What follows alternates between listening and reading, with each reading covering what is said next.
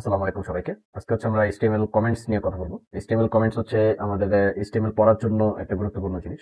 কমেন্টের মাধ্যমে হচ্ছে আমরা HTML টা আমরা কোথায় কি কাজ করছি, HTML এর কোডের মধ্যে কোন ট্যাগটা কোথায় কেন লিখছি, বা হচ্ছে কোথায় কোন ট্যাগটা ইউজ করছি, কোন ট্যাগটা কোন কাজের জন্য ইউজ করছি, সেগুলো হচ্ছে আমরা যেন পরবর্তীতে কোডটা পড়ার সময় বুঝতে পারি।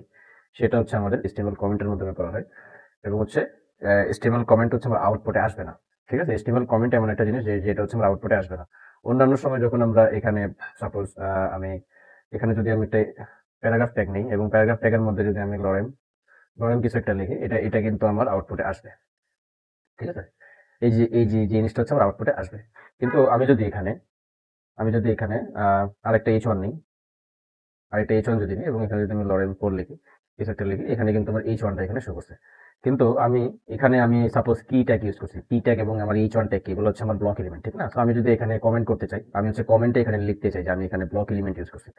তো HTML মানে সিঙ্গেল লাইন কমেন্টের জন্য আমাদের একটা এরকম একটা ট্যাগ চিহ্ন দিতে হবে। ট্যাগ চিহ্ন দেওয়ার পর হচ্ছে আমাদের একটা এক্সক্লেমেটরি সাইন দিতে হবে। এটা ড্যাশ দিলে হচ্ছে আমাদের এখানে কমেন্ট ক্রিয়েট হয়ে যাবে। ঠিক আছে? কমেন্ট ক্রিয়েট হয়ে যাবে এবং হচ্ছে মাঝখানে আমরা লিখতে পারি যে আমাদের ব্লক এলিমেন্ট। ঠিক আছে? আমরা হচ্ছে ব্লক এলিমেন্ট ইউজ করলাম, সেখানে ব্লক এলিমেন্ট লিখলাম।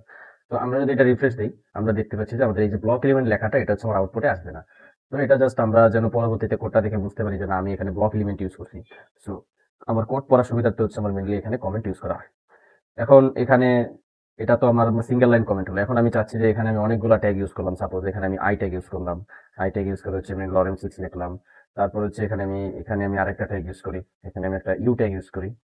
ইউ ট্যাগ, তারপর এখানে আমি লরেন 6 লিখলাম। সেম টু সেম লিখলাম। আমার এখানে অনেকগুলো আউটপুট আসলো। এটা যেহেতু কাছাকাছি চলে আসছে, সো আমি এখানে মানে পাশাপাশি চলে আসছে, সো আমি এখানে একটা বিআর ট্যাগ দিয়ে দিই। That's it. তো বিআর ট্যাগ দেওয়ার মাধ্যমে সেটা নিচে চলে যায়। এখন আমি চাচ্ছি যে আমি এটা পুরাটা লাইনকে কমেন্ট করবো। হুম? এই সম্পূর্ণ জিনিসটাকে হচ্ছে আমি কমেন্টে রাখবো। এটা আমার আপাতত প্রয়োজন নাই। ঠিক আছে? আমার কোডের মধ্যে এরকম একটা সিচুয়েশন আসছে যে আমার এই জিনিসটা প্রয়োজন নাই। বর্তমানে প্রয়োজন নাই, কিন্তু পরবর্তীতে প্রয়োজন হতে পারে। তো ওই ক্ষেত্রে আমরা মাল্টি লাইন কমেন্ট ইউজ করি। মাল্টি লাইন কমেন্টস এর জন্য আমরা যেটা ফার্স্টে সিঙ্গেল লাইন কমেন্টের জন্য দিয়ে দেখছিলাম, সেম জিনিসটাই, যে আমরা এখানে আমরা একটা সিঙ্গেল লাইন কমেন্টস ক্রিয়েট করব এবং হচ্ছে এখানে একটা এন্টার ক্লিক করে আমার যে যতটুকু এলিমেন্ট আমার বর্তমানে প্রয়োজন নাই, ঠিক সেম জিনিসটা হচ্ছে আমরা এটার ভিতরে বসাই দেবো। তো এখন আমরা দেখতেছি যে আমার আউটপুটে কিছুই নাই, কারণ হচ্ছে আমার এখানে সম্পূর্ণ লাইনটা কমেন্ট হয়ে গেছে। তো এখন যদি আমি এখানে একটা কিছু দেখাতে চাই যে লরেন 7 নামে একটা যদি আমি কিছু এখানে, দেন হচ্ছে আমি জাস্ট এই আউটপুটটাই আমি এখানে দেখতে পাচ্ছি। আর ওটা হচ্ছে আমার আগে যতটুকু লিখছিলাম সেটা হচ্ছে আমার কমেন্ট হয়ে গেছে।